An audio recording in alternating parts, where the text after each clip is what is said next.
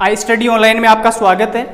अपन discussion कर रहे थे यूनिट नंबर फर्स्ट, और यूनिट नंबर फर्स्ट में अपन ने कहाँ तक पहुँचा दिया सिलेबस को, लोरेंज रूपांतरण समीकरण तक पहुँचा दिया। ठीक है, कैसे निकली, बड़ा वीडियो था पीछे वाला, पूरा अच्छे से आपको एक्सप्लेनेशन दे दिया और अच्छे से कैसे लोरेंज रूपांतरण समीकरण होती है, और साथ साथ नोट्स तो आपको बनाने ही रहते हैं क्योंकि बोर्ड पे पूरा डेरिवेशन एक साथ आना पॉसिबल नहीं होता। इससे आगे अपन चले, जैसे कि अपन कह रहे थे x dash equal to alpha x minus we t, x दिशा में यदि गति कर रहा है, यदि वाई में करे, ठीक है, इसमें क्या होगा, एक्स डैश मिल गया, वाई डैश वाई हो जाएगा और जेड डैश क्या हो गया जी, कोई दिक्कत नहीं। यदि वाई दिशा में गति करे तो क्या हो सकता है, एक्स किसके बराबर, या एक्स डैश एक्स हो जाएगा, वाई डैश हो जाएगा alpha Y minus we T, समझना इस बात को। जेड डैश क्या हो जाएगा जी, इसी प्रकार ये एक्स दिशा में गति होगी, ये वाई दिशा में, और जेड दिशा में जब गति हो तो एक्स डैश बराबर एक्स, वाई डैश बराबर वाई, ठीक है, और Z dash equal alpha Z minus we T. मेरे कहने का मीनिंग क्या है, आप यहाँ से ये समझिए, जिस भी दिशा में गति हो रही है उस दिशा की गति के साथ कौन सा फैक्टर मल्टीपल हो रहा है, एल्फा, और एल्फा होता है क्या है, 1/√1 minus we square upon C square. बताया हुआ है ये गैलीलियन में कब चेंज हो जाता है, जब वी लेस देन क्या हो, सी। कोई दिक्कत, अच्छे से बताया आपको। अब थोड़ा सा आप सपोज कीजिए, इसका आउटलाइन कीजिए, dx का कीजिए dx डैश बटा dt, आगे करो, ये एल पे है, मान लो मैं कर दूं dx माइनस वी टी के रेस्पेक्ट में, dx बटा dt कोई वेग होता है, मीन्स जैसे ही आपके पास स्थिति के लोरेंज रूपांतरण समीकरण होता है, तो जैसे गैलीलियन में वेग के रूपांतरण समीकरण होते थे, वैसे यहाँ पे भी क्या होगा, वेग का रूपांतरण समीकरण। तो नेक्स्ट टॉपिक क्या आएगा, वेग का, शॉर्ट में लिखता हूं मैं, लोरेंज ट्रांसफॉर्मेशन इक्वेशन। इसका एक दूसरा नाम भी होता है और उसी नाम से एग्जाम में पूछा जाता है, क्या जी, वेगों के संयोजन का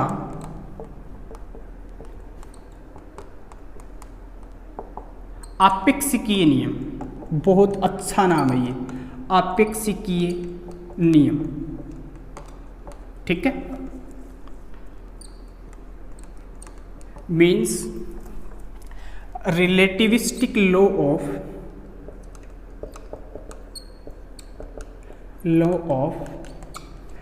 addition of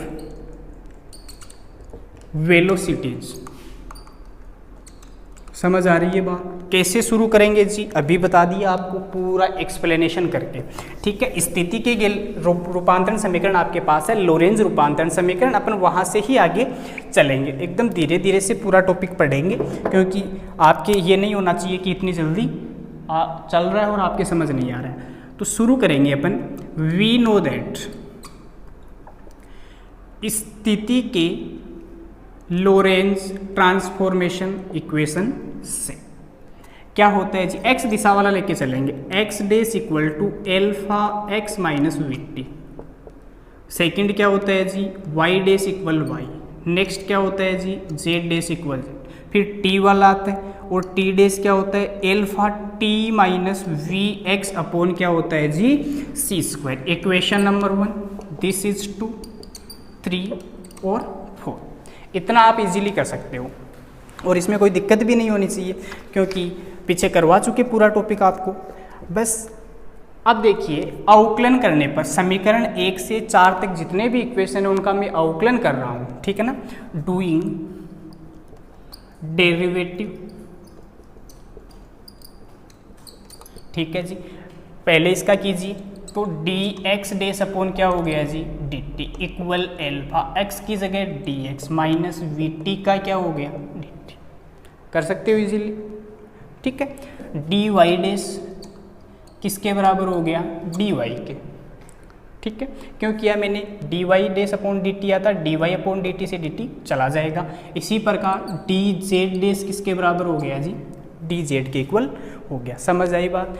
नेक्स्ट टी वाले का भी अपने को डिफ्रेंशिएशन करना पड़ेगा कि टी वाले का क्या होगा, तो देख लीजिए, D T dash divided by D, T के रेस्पेक्ट में करना है तो एल्फा, इस वाले टी का क्या हो गया 1 माइनस वी अपॉन सी स्क्वायर, वी अपॉन सी स्क्वायर कॉन्स्टेंट, ये वी कौन सा है, जिस दिशा में दूसरा निर्देशांतर जा रहा था। एक्स का कीजिए क्या हो गया जी dx/dt। कर सकते हो इजीली, प्रॉब्लम नहीं होनी चाहिए।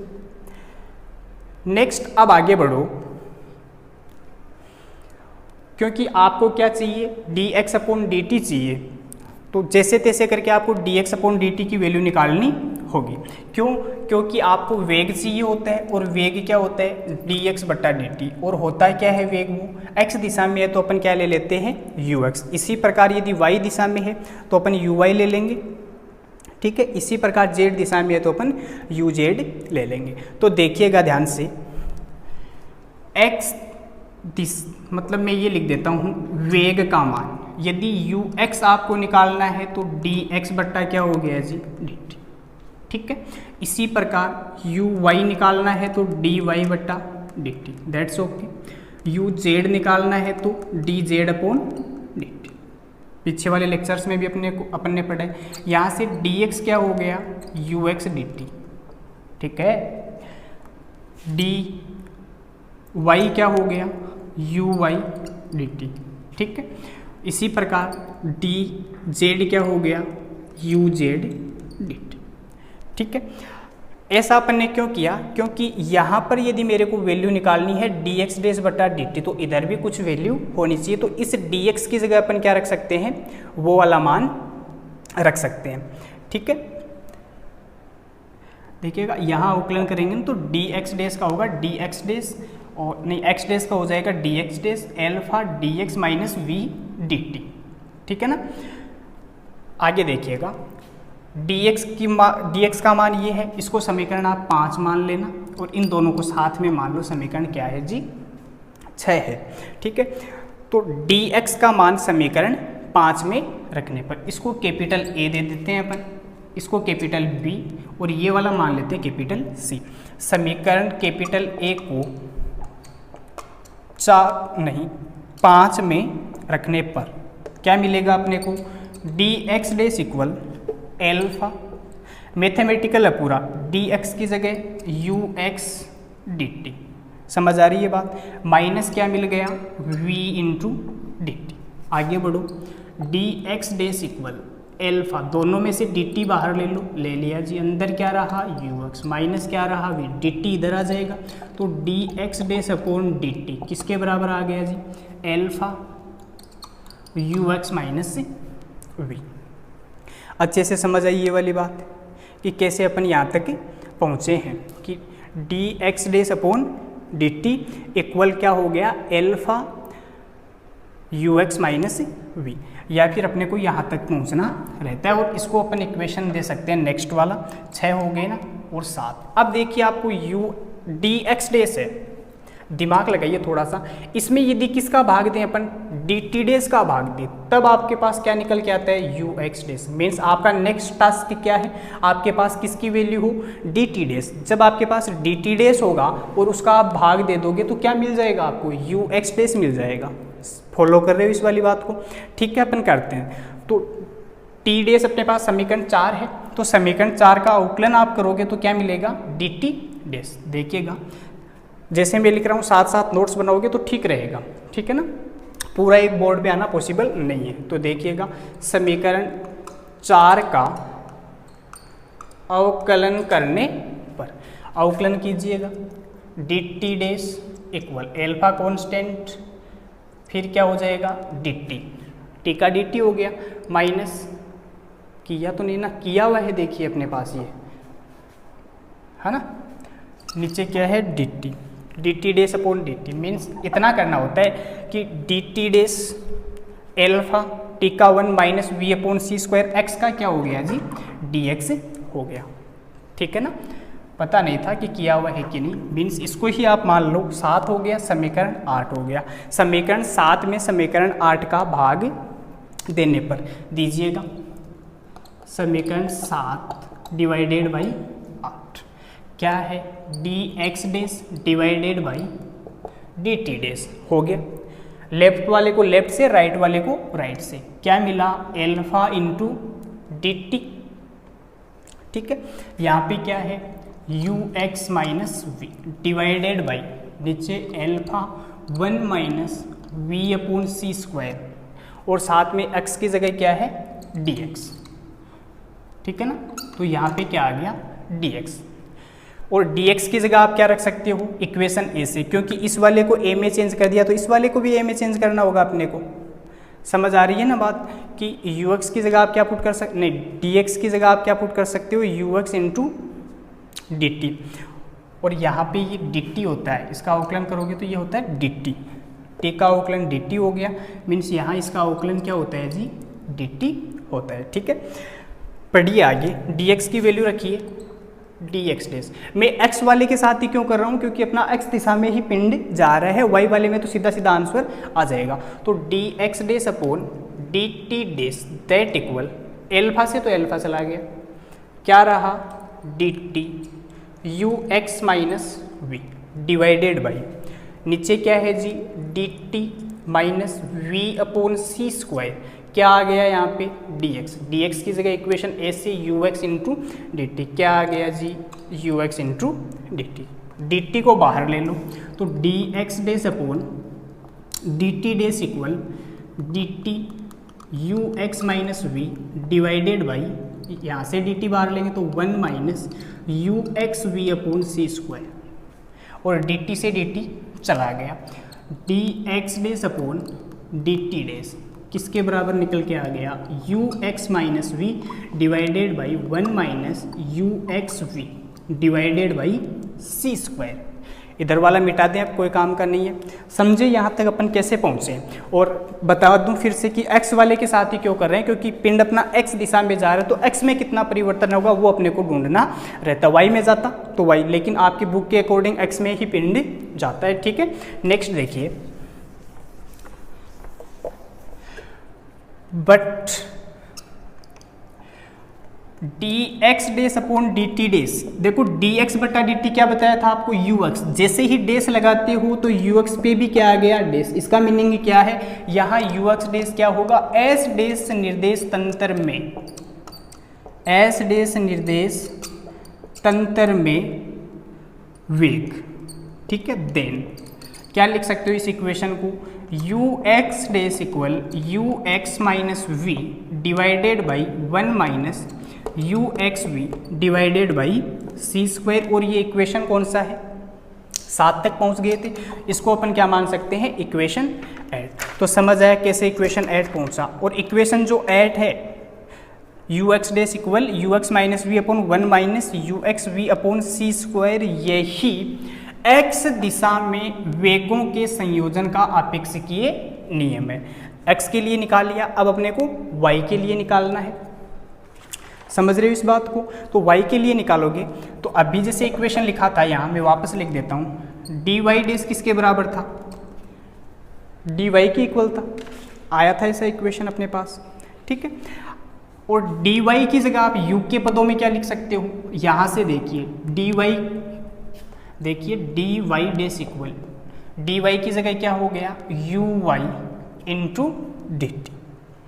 समझ आ रही है बात, आपको चेंज करना रहता है तो इसको आप समीकरण नेक्स्ट वाला मान सकते हो, समीकरण 9।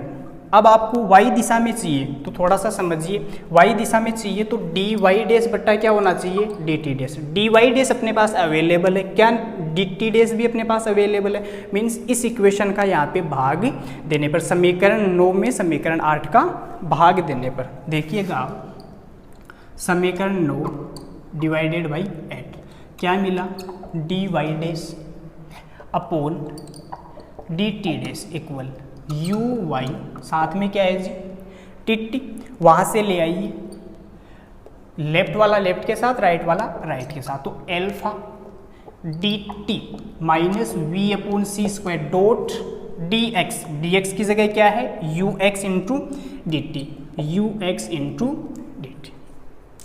ये वाला मिटा देते हैं,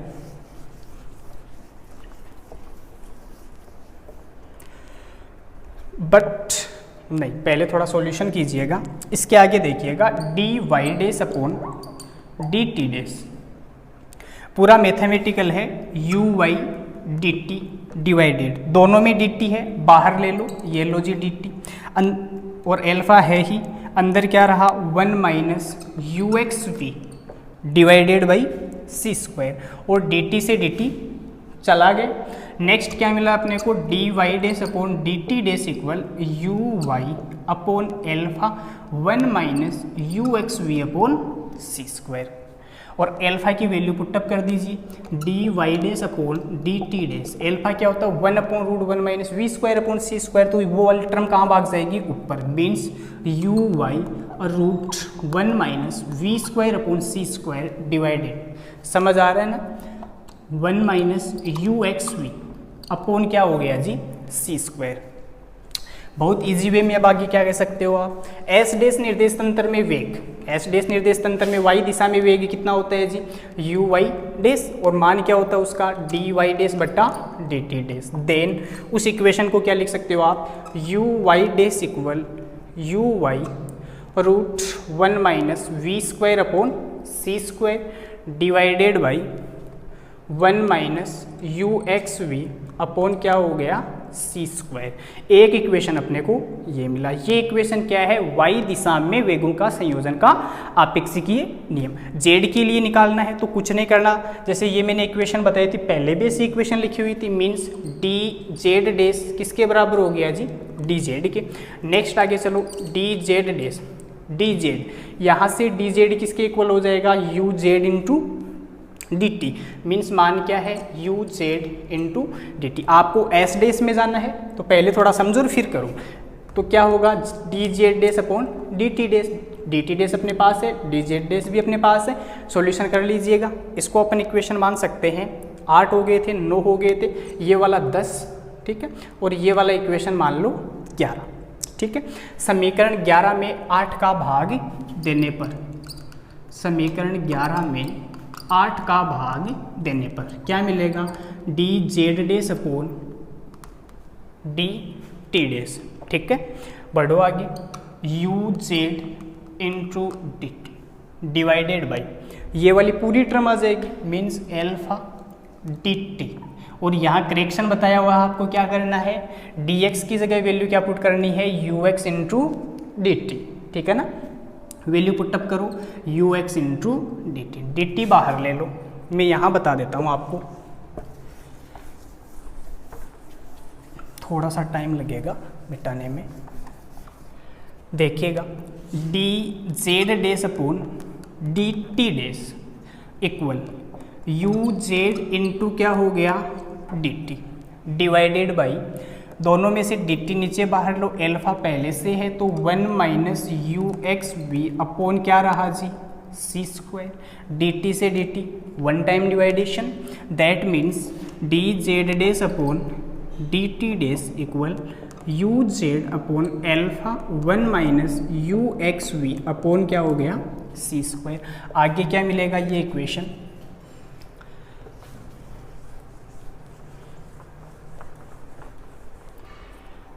वही बात, d Z dash upon D T dash, यहाँ देखो किसके बराबर लिया था, u Z dash, then means ये क्या है, एस डेस निर्देश तंत्र में वेग का मान है जेड दिशा में, कब है, जब पिंड किस दिशा में जा रहा है, एक्स की दिशा में जा रहा है। मीन्स क्या हुआ, अपन लिख सकते हैं U Z dash equal U Z upon alpha 1 minus you x we upon C square. वही बात, एल्फा क्या होता है, 1 upon root 1 minus we square upon C square, जो यहाँ किया था वही यहाँ पे कर दो, U Z dash equal U Z upon 1 upon root 1 minus we square upon C square हुआ। नेक्स्ट टर्म क्या है, 1 minus you x we upon क्या हो गया, सी स्क्वायर, नीचे का नीचे ऊपर भाग जाएगा, तो यू जेड डेस इक्वल, और आप जब पे नोट्स बनाओ ना तो जैसे जैसे अपन चल रहे हैं ना वैसे वैसे आपको चलना होता है, you Z dash equal U Z के साथ क्या आ गया, root 1 minus we square upon C square, ठीक है, upon 1 minus you x V divided by क्या आ गया, सी स्क्वायर। तो देखिएगा ये वाला इक्वेशन अपन मान लेते हैं कितना है, 11 हो गए थे ना, इक्वेशन 12। तो अपन ने पूरा सॉल्यूशन किया और वेग निकाला किसके रेस्पेक्ट में, एस के सापेक्ष एस डेस वी वेग से गति कर रहा था, तो उनके वेग में किस प्रकार से रिलेशन होता है, जैसे स्थिति का रिलेशन था वैसे ही अपन ने वेग का रिलेशन निकाला, और अपन ने क्या कहा, एक्स दिशा में जो वेग का मान है वो U X dash U X dash क्या है, एस डैश निर्देश तंत्र में एक्स दिशा में वेग, वो इस यू एक्स के साथ रिलेटेड है, ठीक है। इसी प्रकार वाई वाला भी रिलेटेड है, देख सकते हो आप, यू वाई डैश रिलेटेड किससे है, यू वाई से। यू जेड वाला देखिए, यू जेड डैश किससे रिलेटेड है, यू। याद करने का तरीका क्या होता है कि नीचे वाले तो सब में सेम है, 1 minus you x we upon C square, x दिशा में जा रहा है तो फर्स्ट वाले में यू एक्स माइनस वी होगा, बाकी दोनों में यू वाई होगा, यू जेड होगा, लेकिन किस फैक्टर से गुणा होगा, इस ऊपर वाले फैक्टर से गुणा होगा। मीन्स अपन क्या कह सकते हैं कि समीकरण 8, समीकरण 10 तथा समीकरण 12, इतने टाइम मैंने बताया था x दिशा में आपेक्षिकीय नियम, y दिशा में आपेक्षिकीय नियम, z दिशा में आपेक्षिकीय नियम। यदि तीनों इक्वेशन को मैं साथ लिख दूं, मीन्स देखिएगा, लिखते हैं थोड़ा सा, क्योंकि लिखा हुआ भी ठीक लगना चाहिए। यहाँ पे लिखा है ux, ठीक है, U X dash equal U X minus V upon 1 minus you x we upon C square, Y वाला यहाँ ले आओ, तो यू वाई डैश इक्वल किसके हो गया जी, यू वाई और root 1 minus we square upon C square divided by 1 minus you x V divided by C square. इसी प्रकार चलें तो U Z dash U Z root 1 minus we square upon C square divided by 1 minus you x we upon क्या हो गया जी, सी square. इन तीनों समीकरणों को ही वेग का आपेक्षिकीय नियम कहते हैं। तीनों साथ हो तो क्या बोलते हैं अपन, वेग का आपेक्षिकीय नियम कहते हैं। लेकिन ये वेग का जो आपेक्षिकीय नियम होता है किसमें है, लोरेंज रूपांतरण समीकरण में। और आपको एक बहुत इंपॉर्टेंट कंसेप्ट बताया हुआ है, यदि v अपॉन सी का मान बहुत बहुत कम है, ऐसे भी कह सकते हो v का मान बहुत बहुत कम है, किससे, c से कम है, तो सारा का सारा लोरेंज जो ट्रांसफॉर्मेशन होता है वो किस में चेंज हो जाता है, गैलीलियन ट्रांसफॉर्मेशन में चेंज हो जाता है। क्या लिखा हुआ है वो सही है, अपन टेस्ट करते हैं, देखिएगा टेस्टिंग। कंडीशन मैंने बता दी, फर्स्ट इक्वेशन पे आइए, U X dash equal U X minus V divided by 1 minus you x we upon क्या है, सी स्क्वायर। यदि v का मान बहुत कम है और c का मान बहुत बड़ा है तो कम में बड़े का भाग देंगे तो और भी कम आएगा, और पहले से ही एक से क्या हो रहा है, माइनस। इसका मीनिंग क्या है, 1 minus you x we upon C square. ये जो टर्म है वो रिड्यूस किस में हो जाएगी, 1 में हो जाएगी। अपने को क्या मिला यहाँ पे, U X dash equal U X minus V. समझे, कोई दिक्कत। इसी प्रकार नेक्स्ट इक्वेशन पे आइए, क्या है, यू वाई डैश लिखते हैं अपन, u y dash equal you Y root 1 minus we square upon C square divided by 1 minus you x we upon C square. इसके बारे में तो करेक्शन बता दिया, दिस इज रिड्यूस टू 1, कोई दिक्कत।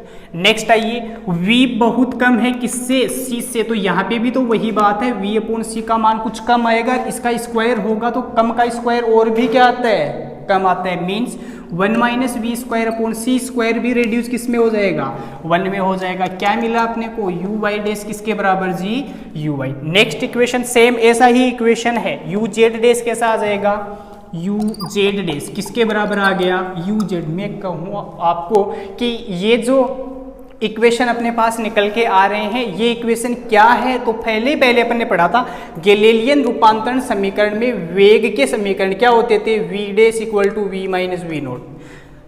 समझ आ रही है बात। मीन्स चाहे वेग का समीकरण हो चाहे स्थिति का समीकरण हो, यदि कंडीशन ये वाली लग गई तो पूरा का पूरा लोरेंज किस में चेंज हो जाएगा, गैलीलियन में चेंज हो जाएगा। आज की क्लास में अपन ने पढ़ा है वेगों के संयोजन का आपेक्षिकीय नियम, ठीक है ना। और इसी नियम को मीन्स इक्वेशन 8, ये दोनों इक्वेशन निकालने की जो प्रक्रिया होती है उसे ही क्या कहते हैं, वेगों के संयोजन का आपेक्षिकीय नियम। इससे आगे वाले वीडियो में वेग तक अपन पहुंच के, वेग के बाद क्या आता है, त्वरण आता है। मीन्स नेक्स्ट वीडियो में आपके लिए त्वरण का समीकरण हम लेके आएंगे। यदि आप वीडियो देख रहे हो तो इनको लाइक कीजिएगा, क्योंकि आप जब लाइक करते हो हमें थोड़ी खुशी मिलती है, और वीडियो में उससे भी ज़्यादा हम आपको देने का प्रयास करते हैं। शेयर भी कीजिएगा। Thank you.